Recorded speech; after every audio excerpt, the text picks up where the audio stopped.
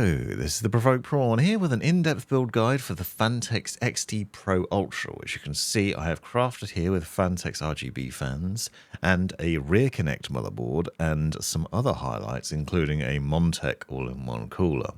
Now I'm going to talk to you through the various different steps in order to create this build, or at least to build in the case, because I'm going to show you everything you need to do, even if you have a standard ATX motherboard that you want to use rather than a rear connect. I'm going to break down everything you need to know, and I'll leave timestamps down below so you can jump to the relevant points in the video and find what you need to know in your build. But first of all, we're going to break down the case and show you the various things to know here, because I found, for example, that getting some of the doors off was a little bit tricky in some instances, especially the rear panel. I'll show you that in a minute. And as you can see, the plastic peel on the inside of the glass was also peeling off for me, so I'd recommend removing that immediately. At the top, you have a magnetic dust filter, which obviously you can remove and clean, and that'll keep your case nice and tidy over time. And then with the panel off, you can see inside that we have multiple RGB fans. So there's actually 3 included RGB fans on the front and 1 on the rear, and I'm going to show you the wiring logic for those and where to plug them in on the motherboard later on. Setup for those is fairly straightforward. I'm also going to fill the case with more of Phanteks fans and show you the wiring logic for the extra fans later as well. But as you'll see from the inside, this case will support both standard motherboards and rear connect motherboards, so you do have the option to choose between those two, and it has a lot of great options for being such an affordable case. Pull the front bracket off and you can see the front fans. Now you don't need to do this for the build process, but I wanted to show you that you can easily do that so that you can clean that up as well in the future when it starts to get dusty. It just tugs away with relative ease there, and you can see now that we've got the case stripped down nicely and you can see into it quite well. Now the rear panel is a bit fiddly to get off, I found. A couple of thumb screws at top and bottom, and it really needs to be unscrewed really well and then tugged quite hard back towards the rear of the case and then pulled out. I found this a little bit tricky. Hopefully you don't have the same issue, but if you're too aggressive with it you could end up damaging it, so it needs to be slid sort of to the right as you've seen from that shot before being lifted out, because it hooks in at the rear with a couple of hooks and some screws that are basically screwed in, and then you just use that handle at the rear to tug it off. But it's not very easy, which was kind of frustrating for the first part of the build. But at the rear, you'll see there's plenty of interesting things going on here, including a bracket for multiple SSDs. I'll show you how to install those later on, but you can fit 3 SSDs in here, and then a hard disk drive down the bottom as well, jammed right up against the front fan, so good cooling capabilities potentially. So pretty roomy. There are a lack of cable areas though, which will become a problem later on potentially, so it's worth noting that, and I'll show you the importance of cable management, especially with a rear connect motherboard, as we go through. So now I've stripped down the case and you can see at the bottom that the accessories tray is down there. So there's a box with all the different screws and things that you need in it. And then you also can see clearly where the cables are wired in. So the fan wiring is actually already set up for you pretty easily. You only need 2 cables for the front fans to be connected. And obviously the rear ones need to be sorted out as well. And I'll show you where to plug those in later on. But we'll get to the setup with the rest of it first of all. So down the bottom, unscrew the hard disk drive cage from the bottom there and slide that out. And then there you'll find the accessories box, which includes all the screws and other things we're going to need, as well as the manual with a reference to what screws are for what, so you can actually see quite easily. And I'd recommend making a note and keeping hold of that so you can easily see, but I'll try and show you what screws you'll need for each step of the build. On the underside, there's a removable dust tray for where the power supply sits, so that you can keep your PSU nice and clean as well. And then at the back, you'll find that all the front panel connections you need, so USB-C, USB-A, power button, and your 3.5mm jack are all jumbled together here and tied up. And I'll show you where to connect those up later on.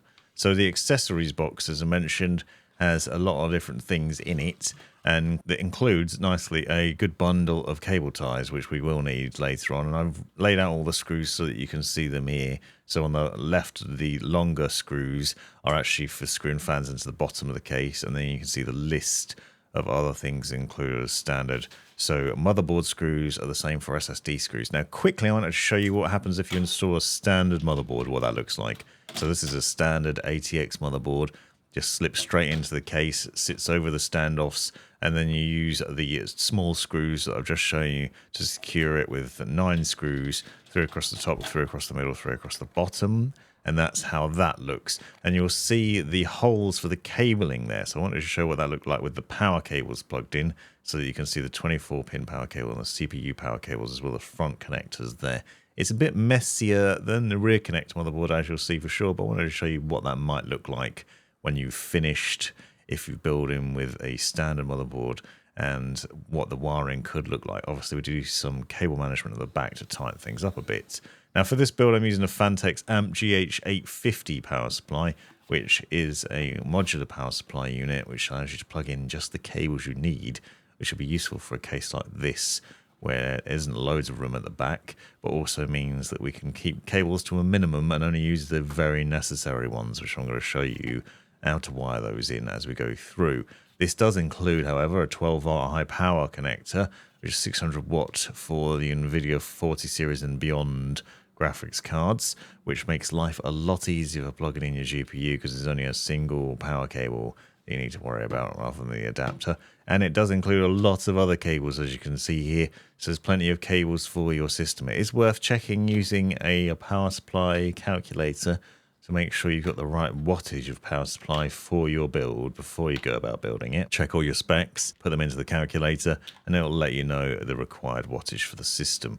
But this one is sufficient for the build we're doing, and I'm going to show you how to plug it in and where to connect things and which cables you need, starting with the 24-pin and 8-pin EPS power cables for your motherboard. So these are the important power cables that you need to supply enough power to your system for it to power on, especially the 24-pin power cable, which you can see here is split here. With one end you have 2 connectors that plug into the power supply unit, and then the other end plugs directly into the motherboard. Now, I'm going to show you the wiring for all these things outside of the case, just so it's really easy to see.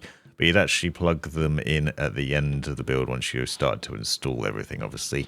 We're going to plug in the 2 parts of the motherboard power supply cable into the power supply unit now. And you can see that clearly marked on the bottom right of the power supply where it says motherboard there. Do make sure they're pushed all the way in, though. You need to make sure it's fully clipped in there. Also, do the same on the motherboard end, obviously once the motherboard's actually installed in your system. And again, this is a standard ATX motherboard, so you can see that connector.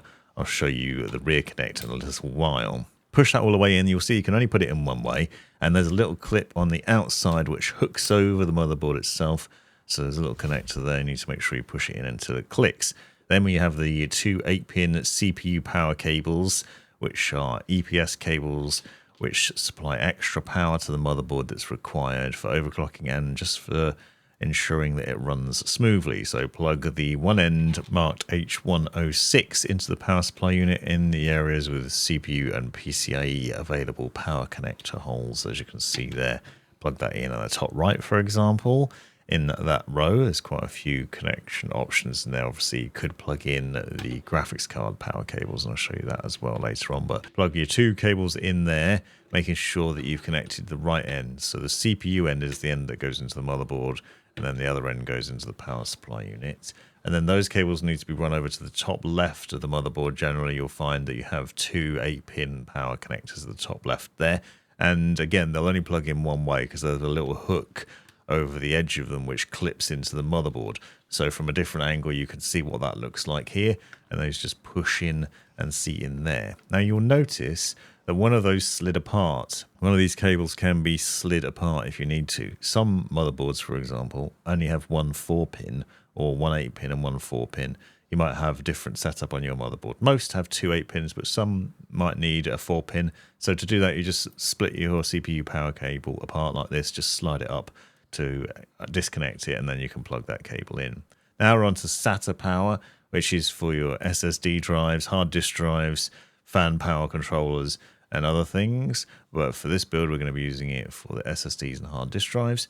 And you can see that there are a few different cables included. One of them has both SATA power connectors and Molex connectors on it. So there's Molex on the end, and then SATA in there as well, which is fairly unusual. Not seen that before. But you can find multiple cables with just SATA connectors on them, and you can daisy chain multiple things together, so you can actually use one cable and connect up multiple things. So this cable here, for example, has H105 written on it for the SSD connector to the power supply, and then you have multiple other flat SATA connectors on there. You can see there's 2 of these cables, and they're purely about the SATA power connections. So you plug them into the bottom left here where it says SATA connection on the power supply end, and then the other end plugs into your SSDs and hard disk drives.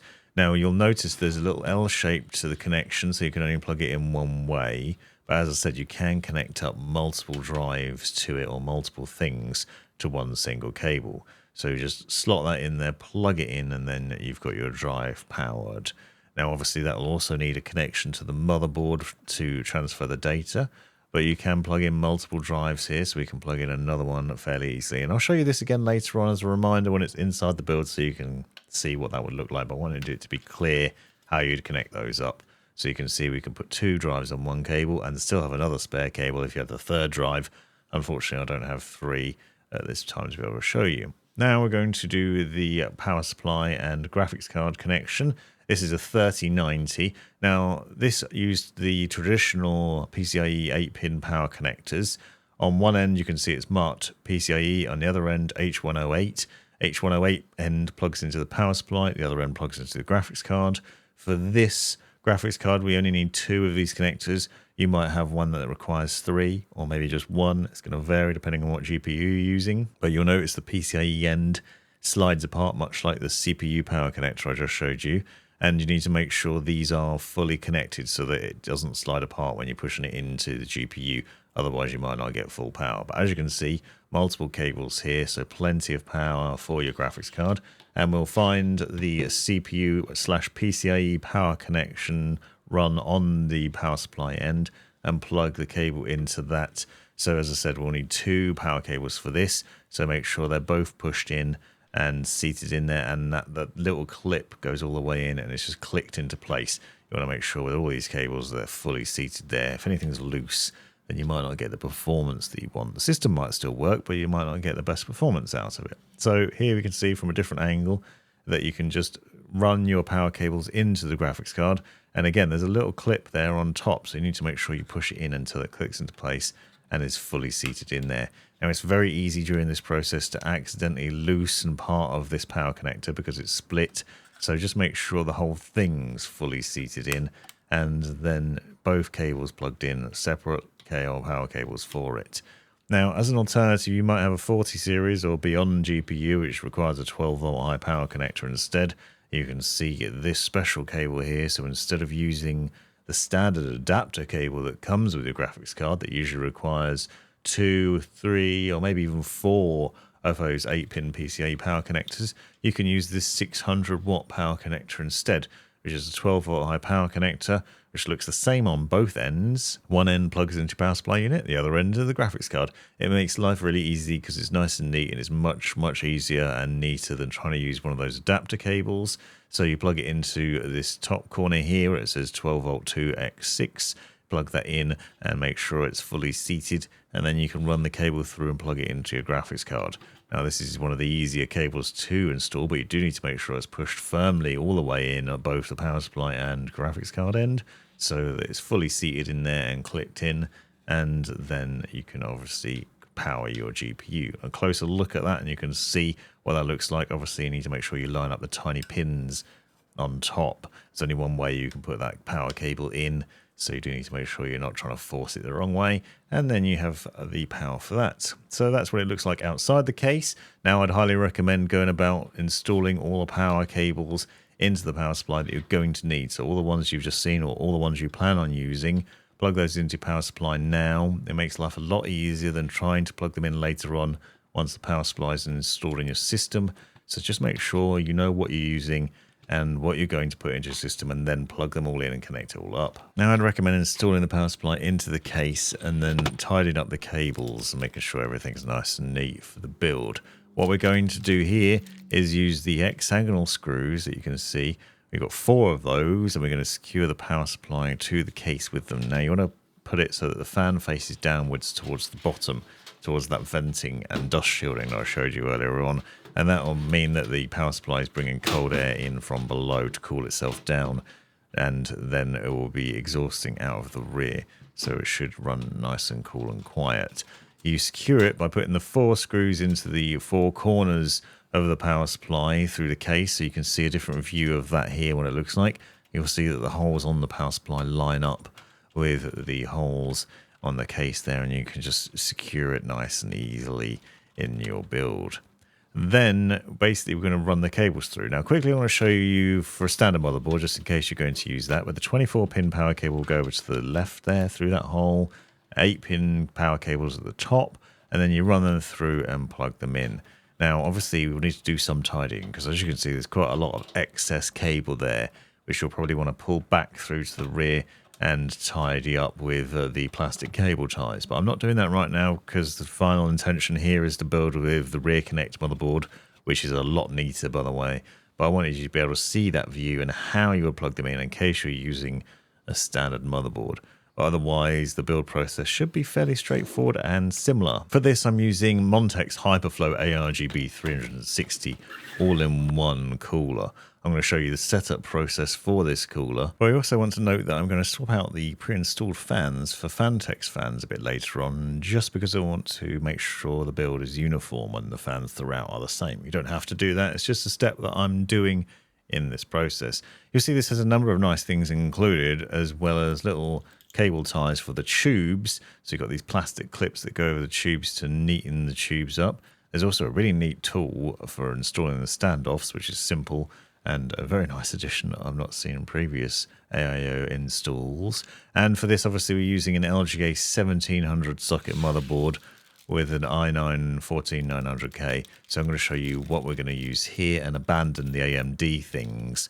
You'll notice, for example, this bag includes some AMD clips and standoffs on the left there, which we can just get rid of, but we do need these thumb screws on the right. So we're going to use those, and we're also going to use the LGA 1700 standoffs that are marked clearly in this bag here.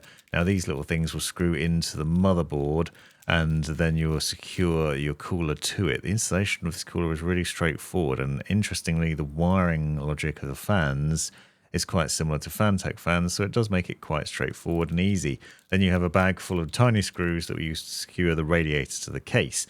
Now, included in the box is 2 different brackets for the rear of the motherboard, LGA 1151 and LGA 1700.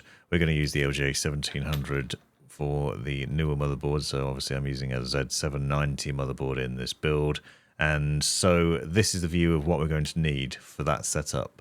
So your 4 standoffs, your thumb screws, and your rear bracket, which has 3M tape on it, by the way, that you'll need to use to secure to the motherboard and make things nice and tidy. Now, the Montech cooler actually comes with the fans pre-installed, which in theory makes life a lot easier because they're pre-installed and set up and ready to go as exhaust fans. So they'll be pulling air through the radiator and pushing it out the top of the case if you just installed them like this.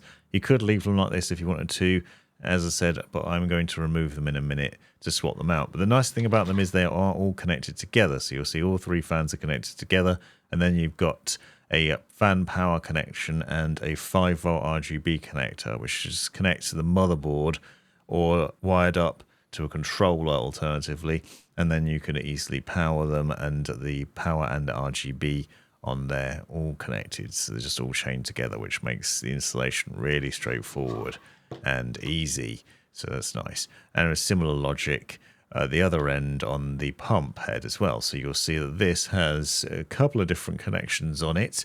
So we've got a fan power connection which goes to the AIO pump header, and then you have a 5-volt RGB connection, female and male. So you pull the little cap off and you'll see one of them is a male connector. That means you can actually connect the pump to the fans on the radiator and then to the motherboard, and that way basically connect them all together so that you then have all of that lighting synced really easily. So this is the display from the pump head and the RGB power for the fans all connected up quite simply. So I just want to show you the wiring for how that would work. So obviously CPU fan on the motherboard is in the top left here, AIO pump on the right. So you'd plug the fans that are on the radiator into the CPU fan header, and then the pump into the AIO pump header. It's fairly straightforward there, but basically you're allowing the motherboard to control the fan speed of the fans on the radiator, and obviously to be able to see the speed of that and the pump as well at the same time.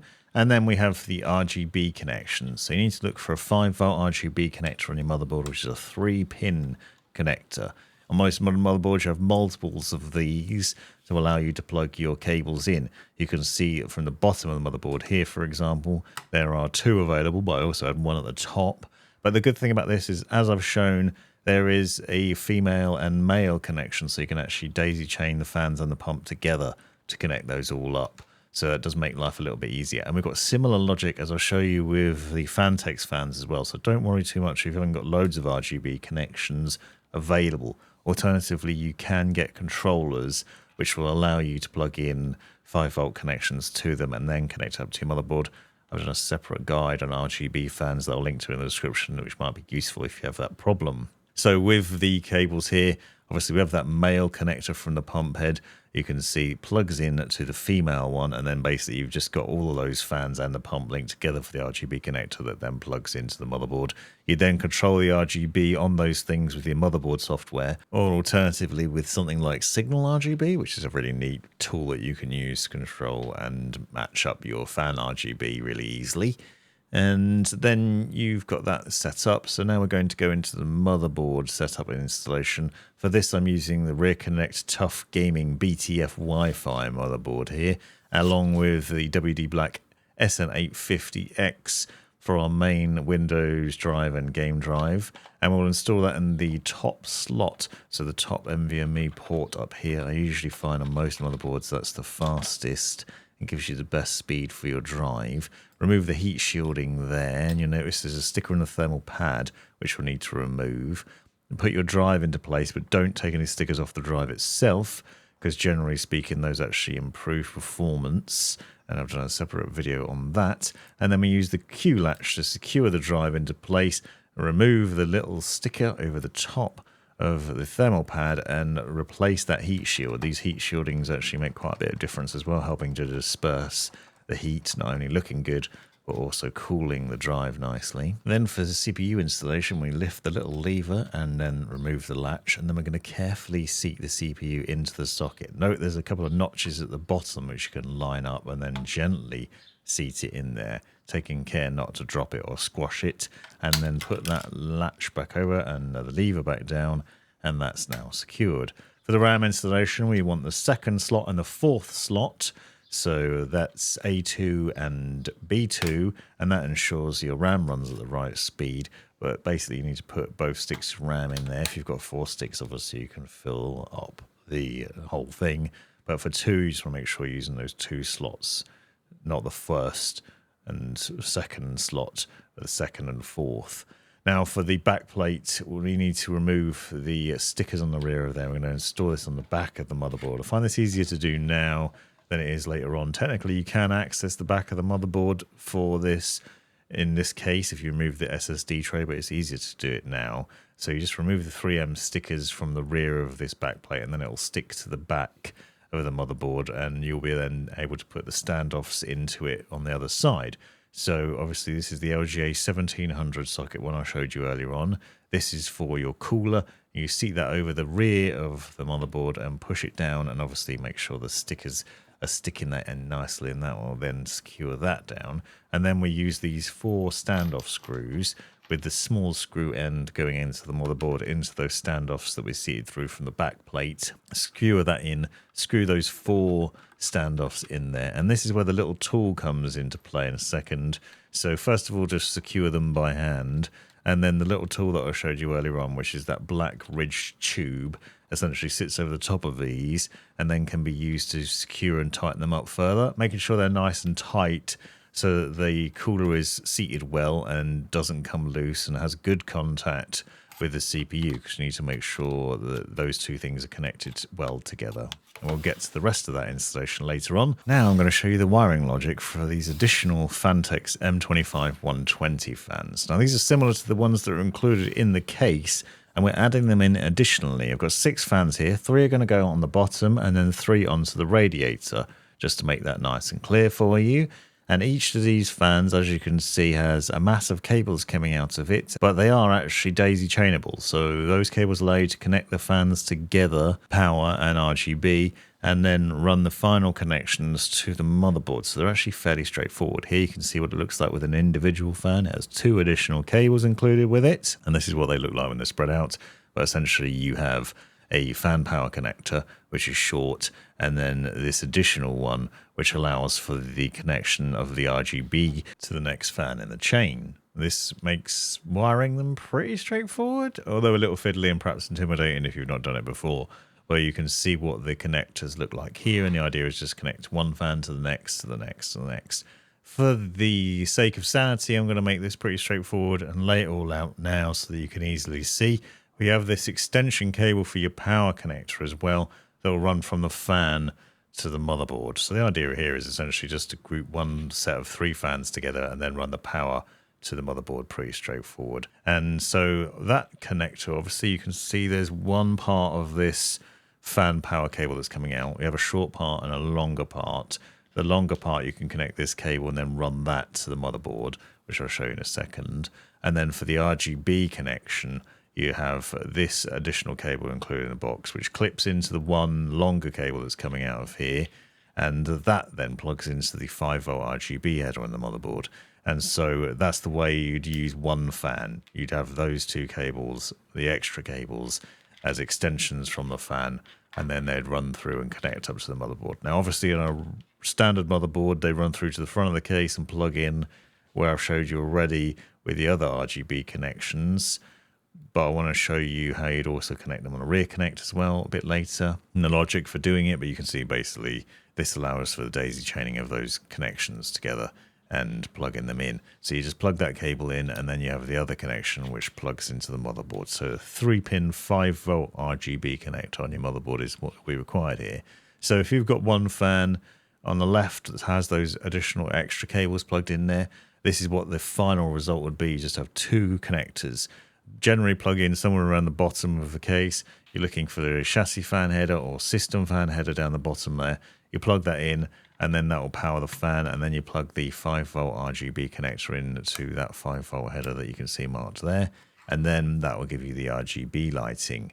Now, to connect the fans together, you take the 2 fans that we have here as an example, and obviously we've got those short power connectors coming out of it. So you take the long power connector from one of them that's female and plug it into the male one on the other fan.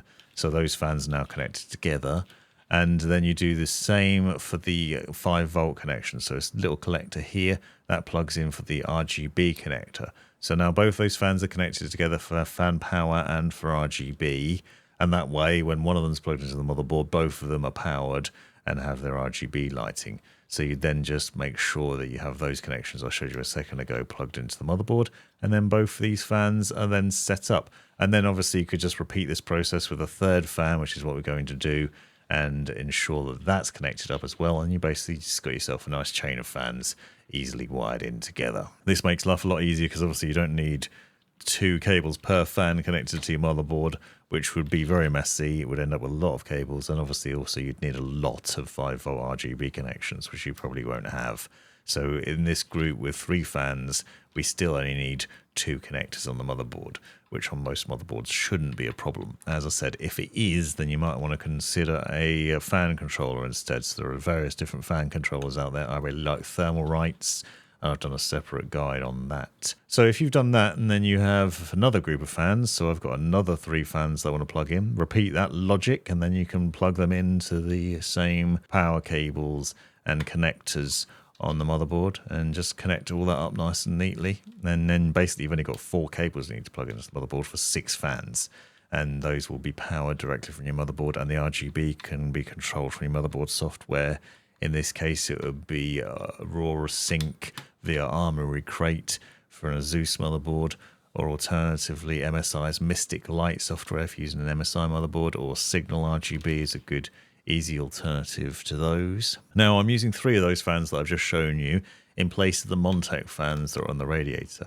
Like the Montech fans, obviously we've daisy chained those Phanteks fans together, but we can use the same logic that we did for the Montech fans when connecting them up to the motherboard. So just remember that because we've got two connectors, a fan power and 5-volt RGB connection, you just connect the fan power connector to the CPU fan header on the motherboard, and the 5-volt connector can obviously connect to the male RGB connection on the Montech pump. Then the RGB lighting will be synced on those. So swapping the fans out, you need to make sure the blades face the same way as the Montech ones do, and also think about where the fan cabling is going to go. So make sure the cables are on the same place as well, because you want to make sure you put those cables towards the rear. Obviously with these Phanteks fans, the cabling isn't as neat as it was on the Montech fans, which had this single cables running across the fans, were nice and flat. So it is going to require a bit more work in order to make it neater, which is something to bear in mind. But just make sure the orientation of the fans is the same. So you want the blades facing down into the case, and that will make sure that the air is exhausting through the radiator here, and that the cables face off towards the rear. Now we're going to go about tidying up the cables and prepping the case a little bit.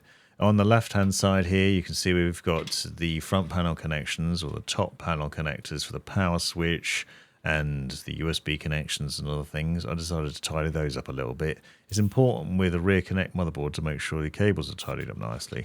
So when we seat that in there, obviously it's the same sort of logic as I showed you earlier on for the standard ATX motherboard. It seats in here, but now the connections are to the rear. We use these tiny little screws with a round head on top to secure the motherboard. It has 9 screws that need to be screwed in, 3 across the middle, 3 across the bottom, 3 across the top. I'm obviously speeding up that process here, but you're securing those in place. And then all the power connections and things that I've shown you already will connect at the rear instead of at the front. So it'll be a lot neater for this process, a lot simpler and more straightforward in the build here. So that's installed now, and then we're going to go about making sure everything is nice and tidy. At the rear, you can see we've got an SSD tray, which is covering that backplate, which is what I was talking about earlier on. You can take that out if you want to install your backplate at that point. And now we're going to plug in the power connectors. So the two 8-pin CPU power cables run up to the top right here and plug in there. And you can see well, access to all these ports now at the rear. So the cables are going to be much neater because you'll have very few at the front. I will recommend, however, making sure you make the most of the little ties and the hooks in the case to secure the cables down and tighten them up. I'd recommend tying the cables together in various different points, but also securing them as much as you can in various different places, because you don't have a great deal of depth at the rear of the case, and you want to be able to close the door by the end of it. But also you need to do this to make sure the cables are out of the way of other connectors in other places, as you'll see in a second, because obviously we need to plug in a lot of different connections in a lot of different places throughout the case. So just tidying these up, make sure that they're neat out of the way, and also just not touching the motherboard in important places. But you can see there are various different areas here where you can secure the cables to throughout for those 8-pin CPU power connectors, and we can really get those sort of nestled away off to the right and out of the way, and then just snip off the excess plastic from the cable ties just to tidy that up a little bit and make that neater as well. And then now we're going to look at the front panel connections, so HD audio and front power for your power button. On a standard motherboard, the front panel connection is the bottom right hand side here, and you can see how that will plug in. Notice it's missing 1 pin. You look for the F panel connection on your motherboard and plug that in there. From a different angle, you can see what that looks like. Refer to your motherboard manual if you're having trouble finding out where it is. HD audio is on the left-hand side. On this motherboard, it's marked AAFP. And again, same sort of logic. It also is missing a pin, so you can only plug it in one way. And you plug that in, and then that's the 3.5mm jack for your headphones, if you're going to use those sorts of headphones. On the rear connector motherboard, the F panel goes on the left-hand side here and plugs in down there, and then the HD audio plugs in on the right-hand side. It's the same logic, it's just the other way around because it's rear connection. So you're just setting it up like that.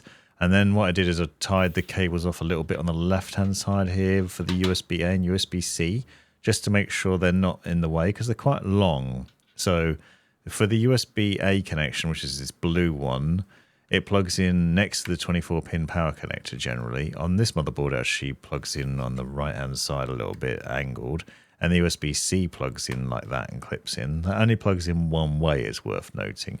On this rear connector motherboard, you'll see that plugs in here just below the 24-pin power connector, and it has a little notch on it so you can only plug it in one way.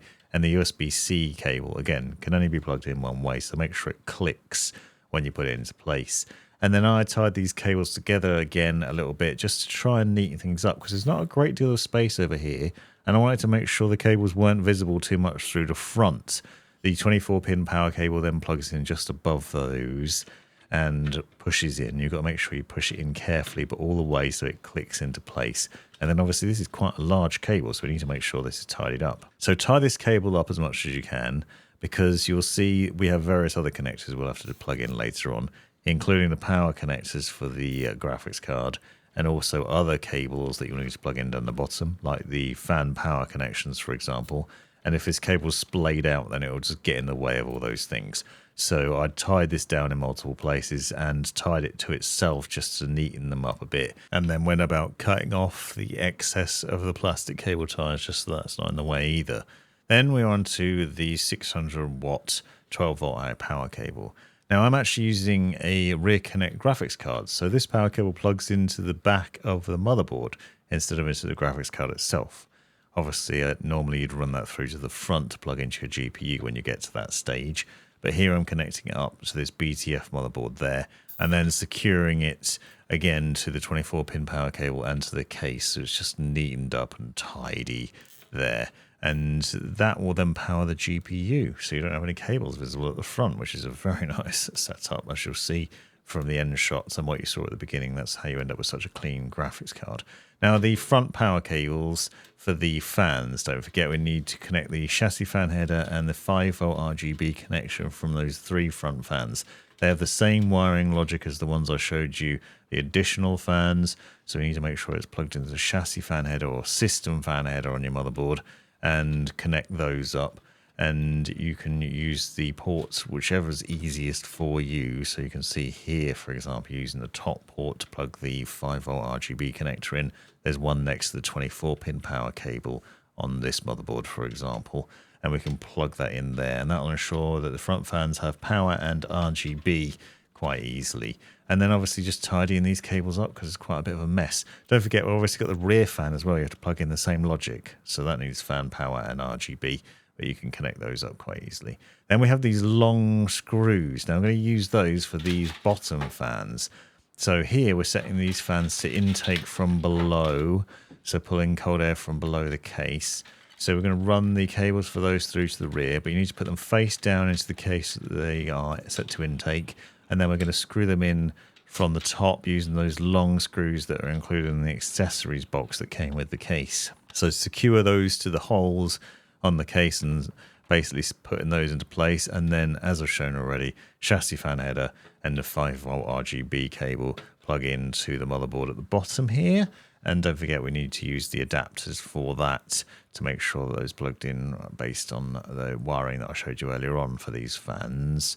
But that's those fans, the front fans and the rear fans all connected to the motherboard now already, which means you can then basically tidy these cables up and neat them away. And it makes sense to do all these while you're doing it, and one step at a time, to make sure you don't miss any of the cabling, because you don't want to get to the end and try and work out why your fans aren't working. And it's because you missed one set of cables. So they're all plugged in now and then just nestled away. And then for the radiator installation, basically we're going to try and put this on the top. You'll notice that it's a bit awkward to get in. So what I found is if you push the radiator in so that the top left corner is above the pre-installed fan, angle it in there, and then it's much easier to get in. You can see it's a bit of a faff to get in otherwise. So you basically have to put it in at an angle and then just slowly and carefully push it up. It will go in there though, you don't have to force it, but it is worth sort of testing this beforehand. Now the other thing is, obviously, because we put those Phanteks fans on there, there's a lot of power cables that we're going to have to deal with. So first of all, I'd recommend before installing the radiator that you run those cables through to the rear. You can see there are a couple of holes at the top above the motherboard where you can run the cables through, but we do have a lot of cables to basically get through those holes. First of all, don't forget that we need to plug the CPU fan cable in. So on this motherboard is actually at the top middle, Basically, we're plugging those 3 fans on the radiator into the CPU fan header on the motherboard to make sure they're all powered by that and can be controlled by it. That way, when your CPU starts to get a bit warm, the motherboard will send the signal to speed those fans up, which will then cool it down a bit more. But the other cables, basically the extension of all those additional cables and the 5-volt connection will need to be run to the rear. And this, as you can see, was a little bit of a faff because there's quite a lot of cables there now, or at least more than there was when we just had the Montech fans on there. But as you can see, it's still pretty easy to get that into place and then secured. Now the next thing is securing it to the top of the case, which requires those small screws in that tiny little bag to secure the radiator to the top of the case. So you can see them here.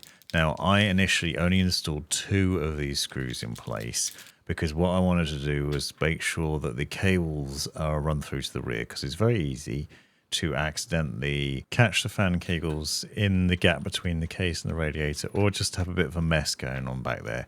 So if just secure a couple of these screws into place just to hold the radiator there, and then you can go about tidying the cables a bit, and then you can secure the rad. The other reason you might want to do this is you might want to look at the position of the radiator in the case and where it's sitting, so you can reposition it slightly. If you secure all the screws at that point, you won't then be able to do it. But you can see obviously we've got a lot of cables coming through here, which essentially are already connected together. They just need to be maneuvered into a way that's kind of neat. And then when you're happy with that, then you can go about finishing off installing all those tiny little screws on the top of the radiator. So those will then screw into the top and secure it fully in place up there with ease. And then we're installing the pump onto the CPU. Notice that this already has thermal paste pre-applied to it, and that's what that plastic cap is in place to protect. So you don't need to worry about the thermal paste. You can just take that off, and now we can seal it down over the standoffs we installed earlier on. So you can see the Montech logo in the bottom right corner, tubes in the right hand side. Gently seat that down over the top, and then we're going to secure it with the 4 thumb screws in the corners. Now these take some tightening, but I'd recommend putting them on by hand first and then tightening with a screwdriver, and you're doing that corner to corner. So I'd recommend going diagonally, bottom left to top right, and secure that way, and that way you'll have even pressure across it, and then just repeat the process bottom right, top left, and use the screwdriver until they won't turn anymore. Don't force it, but just make sure they're tight so there's good contact between the pump block and the CPU. And then obviously we've got those other cables. So the fan cable goes to the AIO pump header, and then you have the female and male RGB connections from the pump, which we can daisy chain onto the fans, as I said earlier on, and make sure at least one of the connections, either from the fan or from the pump, is connected up to the motherboard's 5-volt RGB connection, and then both lots will get that RGB. So here you can see me using the female and male connectors here just to make sure those are all connected up nicely, and we have the power that we'll need for that later on. And then that's that sorted out, but we do have this mess of cables to deal with and make sure all the connectors are connected up, and then go about tidying them. Unfortunately, we do have a lot of cables at the back now, and you may want to tidy those up a bit as much as you possibly can in the rear there. But then I'm just going to power it on and make sure everything's working. We haven't got the GPU in yet, but as you can see when we power it on, all the fans are spinning, all the RGB's lighting up, and everything's working as expected. So that's good, just test boot that.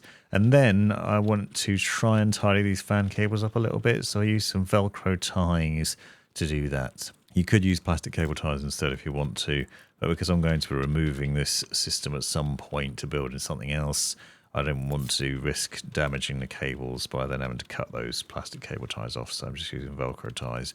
But this also just neatens things up at the top there a bit and gets those out of the way, and it's an alternative, good alternative to using plastic cable ties. So you can sort that out. Now for the SSD mounting, because I'm not showing that yet, but this back plate here you can remove by unscrewing the thumb screw, and then you can lift that tray out. On this tray you can actually mount 3 SSDs. I only have 2 to demonstrate here, but basically what you're going to do is put them on like this and then screw them in from the rear. So they will screw in with the same screws that we used for the motherboard, which is those tiny little screws with the round heads on them that you can see here. And there are enough of those to obviously secure the motherboard and to install multiple SSDs. So you have 4 screws to screw through from the rear of that and installing it in this way. Now make sure you're doing it the way I am. The connectors are on the right hand side here, but when you flip it over they'll be on the left. So when you install it back in the case they'll be on the left hand side. It will make it easier to connect the power cables and the data cable to your system without much fuss. So you basically repeat this process for each of the drives you have. So I've got 2 drives here, but if you have 3, you can put those on there. And that's one of the good things about this case is a really easy installation of multiple drives in a very convenient place because they're really easy to install and wire in, and also to not cause you a headache in terms of the wiring. If you're using a hard disk drive, that can be mounted to the tray that we took the accessories box out of. So they slot in to the tray. Notice how the connectors are going towards where the thumb screw is for securing this tray back into the case. And then it has 4 screws that screw in on either side of it, so you can secure the drive into that tray easily. And then you just slot that back into the case in a second and plug the cables into it with ease. And you can alternatively put another drive on top as well. So there's actually plenty of space in this case for installing multiple drives. So the SSD tray hooks back in there, clips in at the top, and then use the thumb screw to re-secure it at the rear there. This was a little bit fiddly I found, but it is possible to do. And then you're going to run the data cables. So these cables should be included with your motherboard, and you'll see the metal clip on them is facing towards us. So we're going to plug one cable into the top drive and the other cable into the bottom drive, and then the other 2 ends plug into the motherboard in the bottom. Notice how I've tied these cables together already, but I've also run them behind some power cables to try and keep them a little bit neat. But you can see that they plug in down here in the bottom left, near where we plugged in the front panel power connector. And we plug those in, and then you'll be able to access them once you get into Windows, and you will be able to then use those drives as well as the NVMe SSD that we installed earlier on. The hard disk drive remounts down the bottom left just by that front fan. And don't forget, remove any cables out of the way first, put it back into place, and then secure it with that thumb screw. And then it basically has the same cabling logic. So you need the SATA power cable that we use and the data cable. So the SATA power connection, as you can see, plugs into the SSD up here. And then because it's daisy chainable, you can then plug another cable into the next one. And then theoretically, the hard disk drive could also connect to that same cable. Or if it won't reach, you can use another cable as an alternative there. But you can easily chain these drives together and plug them in quite happily. And then just put the door back on. Now, as I noted earlier on, it's a little bit fiddly. I find that pushing the front in first and then sort of sliding it across to the left is the best way. But you do need to make sure those cables are tidy, because it is a bit of a fiddle to do otherwise. And it can be quite a bit of a tight fit back there. And then we just tighten it up with those thumb screws and make sure it's secured. And now for the graphics card installation. Now don't forget, this is a rear connect graphics card, so I don't need to plug any power cables in for this. So if you did, you might want to run those through to the front while you're doing this process. But we're going to install it in the top PCIe X16 slot here. So we need to remove 2 brackets from the rear. And then this plugs into the motherboard and clips in the top there and pushes neatly into place until it clicks. And then you'll need to secure it with the screws that we just took off those rear brackets by screwing them back in on the left-hand side. And this is then sorted out. If you have a standard graphics card, you'll run the power cables through from the rear, through those holes at the side there, and then plug them in as I showed you earlier on. And now I also have an anti-sag bracket that I can put at the rear here and adjust. That actually comes with this graphics card, so you can easily mount the GPU and give it the support it needs. As a reminder, the Montech cooler also has those tube clips, so you can put those over the AIO tubes and basically line those up so that you have a neater view at the front, so you can just keep them clipped together and tidy things up. That's quite a nice addition there. And then we have the fully built system set up and ready to go. So just powering on again, make sure everything's working as it should be, which you can see it is. So the RGB obviously is all set to default, but you can see it's all synced across all of them because they're daisy chained in most instances and connected to the motherboard. And then you can just put the case back together, and we'll go into setting up Windows in a minute. But the end product, I'm pretty happy with it. It looks much nicer here, as you can see, with the rear connect motherboard, because you can't see any of those cables, so it ends up being a very clean build. We have 3 intake fans on the front, 3 intake fans on the bottom, and then 4 exhaust fans, 1 at the rear, and then the 3 on the radiator at the top. If you're interested, I'm going to do a review on this case in the near future, so subscribe to see that. And I'll talk about the thermal performance and how we got on there, as well as the other things I found about it. As you can see, it's pretty easy to build in. Hopefully you found this guide useful. If you did, let me know in the comments down below, and subscribe if you haven't already to show your appreciation. As you can imagine, this took some time to put together, so I'd appreciate it. But here you can see some nice views of this build. I think it ends up looking really nice. The RGB shines nicely on the motherboard as well. As you can see, a wonderful looking setup. And I'll leave all the specs of the build in the description if you're curious and you want to know what parts I used, so you can copy the build or find similar parts to use. And there you can see what it looks like from multiple angles. So really nice setup there. And then on to setting up Windows. So on a separate PC, search for the Windows Media Creation tool. And we're going to download the latest update for Windows 11 and install that. So there's a Windows Media Creation tool here, which you'll need a USB drive for. I've shown how to do this on your phone if you don't have a spare PC. I'll link to that video.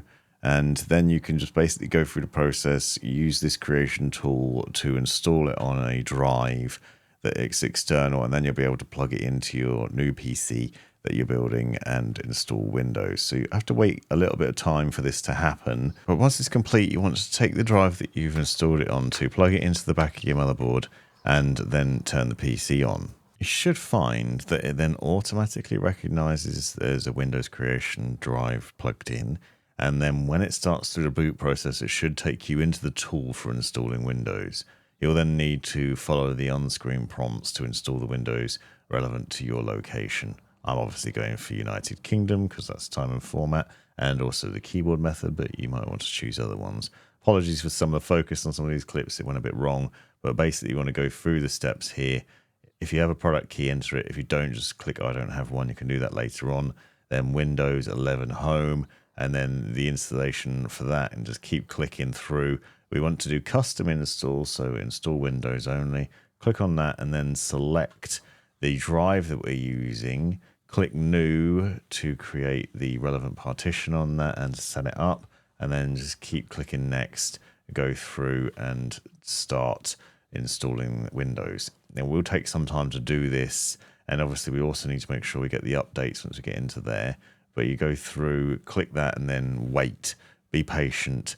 And then what you will find is eventually, once it gets to the part where it's about to finish, you'll need to unplug the USB drive that you plugged in for when it reboots. Otherwise, it will try and use this again. So just once you get to the end of the process here, when it says it's about to restart, just keep an eye on it. Because when it goes through that restart process, as you can see, the bar's filling up here. Take that drive out and then allow it to reboot, and it should just reboot into the final stages of the Windows installation without the need for that drive. And then we're all done. Enjoy your build, and I hope you have a great time with it. This has been the Provoked Prawn. Thanks very much for taking the time to watch the video, especially if you made it all the way to the end. Really appreciate you, and have a great life.